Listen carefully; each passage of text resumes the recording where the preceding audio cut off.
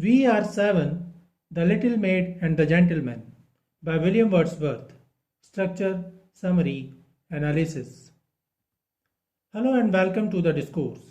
We Are Seven is a poem by William Wordsworth that he wrote in 1798. The poem was published in 1798 in Lyrical Ballads, a poetry collection that contains works by Wordsworth and his friend and collaborator Samuel Taylor Coleridge. The poem was republished in 1820 as a broadside or poster titled The Little Maid and the Gentleman. The poem depicts a general chit-chat between a little girl and a grown-up young gentleman. The gentleman asks the young girl about her family. Though two of her siblings are dead and only four are alive, she insists over the protest of the man that she and her brothers and sisters are seven in total. The man, however, thinks that they are only five. He thinks that the dead just don't count. The man tries to reason with the young girl, ensuing a battle between emotions and logic. The girl informs that she now lives at home alone with her mother, yet insists that they are seven siblings. The gentleman and the little maid never reach an agreement, and the man realizes that he and the little girl think about death differently. The gentleman wonders if children just might understand the meaning of death way better than we grown-ups do. The poem deals with the themes of the nature of death and the strength of familial bonding. Structure of We Are Seven. The poem consists of 69 lines set in 16 quatrains and a final 5-line stanza, ensuing. The poem is written in ballad form, though it follows the traditional rhyming scheme of ballads A-B-A-B. However, in some instances, the poet used the rhyming scheme of A-B-C-B in the beginning stanza. The poem predominantly follows the common meter or ballad meter, which consists of alternating lines between iambic tetrameter and iambic trimeter. The speaker of the poem is a grown-up gentleman whom the little girl addresses as Sir. He is a city dweller, though the girl belongs to a rustic rural area. Wordsworth used anaphora, consonance, repetition, rhetorical question, assonance, and aporia in the poem. Summary of We Are Seven, stanza 1, lines 1 to 4. A simple child that lightly draws its breath and feels its life in every limb. What should it know of death? The speaker begins the opening stanza by raising a seemingly simple and abstract rhetorical question. What can a child know about death? He describes the child as very vivacious. The child lightly draws its breath and feels its life in every limb. For the speaker, nothing is more lively and vibrant than this child. The speaker contrasts supposedly adult wisdom with childlike naivety. The speaker assumes the child does not understand death as he does. He uses simple and it to describe the child, dehumanizing and belittling the little maid before she is even introduced, which suggests his seeming superiority on account of being grown up and mature. However, the fact that the poem begins with this question and the ending rhyme of breath and death suggests that the speaker might be wrong. The first line contains only 4 syllables, but it begins midway through the line, suggesting that the other 4 syllables have been omitted. Thus, the stanza follows a ballad meter of alternating iambic tetrameter and iambic trimeter lines. Stanza 2 to 3, lines 5 to 12. I met a little cottage girl. She was 8 years old, she said. Her hair was thick with many a curl that clustered round her head.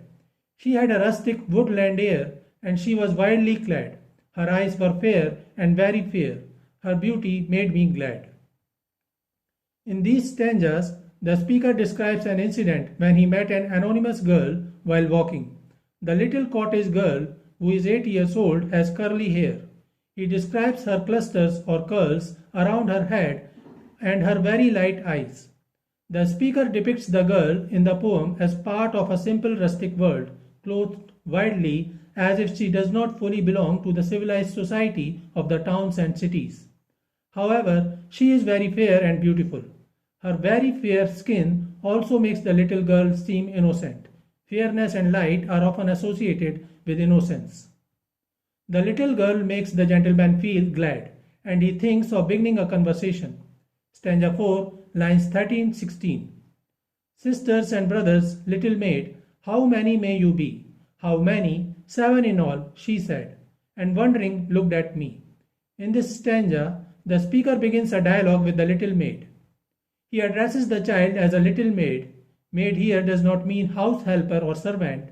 Rather, maid is used to address an unmarried young woman with respect, and little maid suggests she is just a child, 8 years old. He asks a rather innocuous question, how many sisters and brothers she has. The little girl looks at the speaker, wondering, and answers 7. She might be wondering why this stranger is asking me such a question, or maybe she was wondering what she should answer, but she did answer 7. The gentleman asks again, stanza 5 to 6, lines 17 to 24. And where they are, I pray you tell. She answered, 7 are we, and 2 of us at Conway dwell, and 2 are gone to sea. 2 of us in the churchyard lie, my sister and my brother, and in the churchyard cottage I dwell near with my mother. In these stanzas, the poem reaches its contradiction. As the girl answers that they are 7 siblings, the gentleman is intrigued. He finds her alone, so he asks the girl where her siblings are, and she reiterates, 7 are we. She is really proud of her 6 siblings. She informs that her 2 siblings are in Conway, a town in Wales. 2 others are gone to sea, perhaps they are sailors or merchants. And then comes the crux of the poem. The little maid says that 2 of her other siblings, a sister and a brother of hers, lie in the churchyard, which means they are dead. She further informs that she dwells near her dead sister and brother in the churchyard cottage with her mother. The little girl does not overtly show her pain, sadness, or despair, but the gentleman feels for her. He realizes that at such a tender age, the girl has witnessed death and loss. However, that is not his primary contention. Stanza 7, lines 25 to 28. You say that 2 at Conway dwell, and 2 are gone to sea, yet ye are 7, I pray you tell. Sweet maid, how this may be. The speaker does the math. He wonders, here is the girl, her siblings in Conway, her siblings who are out to sea, and that total comes to 5. Yet ye are 7, he exclaims. The speaker apparently does not have the heart to mention the 2 buried siblings, but he does question how she can claim to belong to a family with 7 children when 4 are away. He asks her, sweet maid, how this may be. This brings the contention of the poem, do the dead count? Stanza 8 to 9, lines 29 to 36. Then did the little maid replied, 7 boys and girls are we, 2 of us in the churchyard lie, beneath the churchyard tree. You run about, my little maid, your limbs they are alive. If 2 are in churchyard laid, then ye are only 5. The girl seems resolute and asserts, 7 boys and girls are we. The girl has no doubts about her number of siblings, and she counts the 2 of us beneath the churchyard tree. The gentleman is impressed by the little girl's assertion, but it strikes his ego and he clings to logic. He reasons that the little maid is lively, she runs around. The 2 of her siblings are laid in the churchyard, they are dead, and hence he tries to reason that they are only 5. Logically, he sounds correct, but do the dead don't count? Aren't they no longer her siblings just because they are dead? This is the crux of the poem. Stanza 10, 11 and 12, lines 37 to 48. Their graves are green, they may be seen, the little maid replied. 12 steps or more from my mother's door, and they are side by side. My stockings there I often knit, my kerchief there I hem, and there upon the ground I sit and sing a song to them. And often after sunset, sir, when it is light and fair, I take my little porringer and eat my supper there. In these lines, the girl astonishes the speaker. Though little and innocent, she makes it clear that she understands the gentleman's point of view, but asserts that she has a different understanding, and tries to explain it to him in the utmost decent and respectful manner, addressing him, sir. She engages in debate while offering her reasons. The graves of her dead brother and sister are green, implying they are fresh and her siblings have only recently died. She explains how her dad's siblings are part of her daily life. They are only 12 steps from where she lives with her mother, and they are laid side by side. Even in death, the siblings are physically close, even closer than the other lively ones in Conway or the ones who are out to sea. She further stresses that though they are dead, she interacts with them, claiming she often knits there and sits on the graves to sing to them. She also tells the gentleman that she often takes her porringer, a shallow bowl, out to the churchyard to eat with them. It should be noted that unlike today, when we can use the internet, mail, telephones, and smartphones, there was no way for the little girl to interact with her living siblings in those days. While she could feel closeness with those who recently died and whose graves are still green. They may be dead, but they are very present in her life. Stanza 13, 14, and 15, lines 49 to 60. The first that died was Sister Jane. In bed she moaning lay, till God released her of her pain, and then she went away. So in the churchyard she was laid, and when the grass was dry, together round her grave we played, my brother John and I. And when the ground was white with snow, and I could run and slide, my brother John was forced to go, and he lies by her side. In these lines, the little maid reminisces about her recent past, informing the gentleman that her sister Jane was the one who died first. She might be ill or injured, as she kept moaning in her bed and suffered cruel pain. God released her of her pain, and she died. The girl paints her death as a relief for her sister rather than a gloomy thing for herself. She and her brother John used to play near her grave when the grass was still green. When the winter came, the ground was white with snow, and the little girl continued playing around her sister's grave as she ran and slid in the snow. Then John died too. Each new season brings death. It is worth remembering that life in rural communities was tough in the 18th century, with no welfare state and a system of poor relief that was patchy at best. Death was pretty common in those days.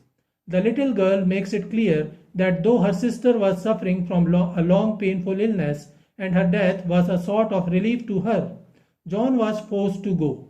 It sounds like John's death was unexpected. The little maid does not see his death as a release from suffering. He was as playful and healthy as the girl was.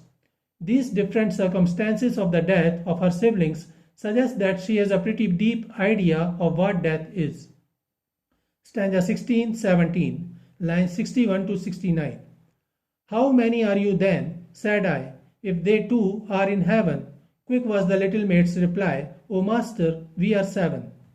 But they are dead, those two are dead. Their spirits are in heaven. It was throwing words away, for still the little maid would have her will, and said, Nay, we are 7. The gentleman listens to the girl with intent, without interrupting her, which suggests that he is intrigued by her thoughts. Yet he asserts himself to change the little girl's mind. He questions again, so if 2 of you are in heaven, how many are you altogether? The girl feels his frustration but maintains her stance and exclaims, O master, we are 7. The gentleman seems incredulous. He does not stop. He is obviously irritated that the girl did not seem aware of her loss, but rather continued to live as if her siblings were simply away for a while. Thus he asserts, but they are dead, and repeats, those 2 are dead. He appears cruel, which he is, but his intention is just to make the girl realize that her 2 siblings are no more. However, he realizes that his seemingly cruel words too are of no use, and says that even these exclamations are throwing words away. The little girl won't listen. The little girl, asserting her will, repeats what she has been saying all poem long, we are 7. So this is it for today. We will continue to discuss the history of English literature. Please stay connected with the discourse. Thanks and regards.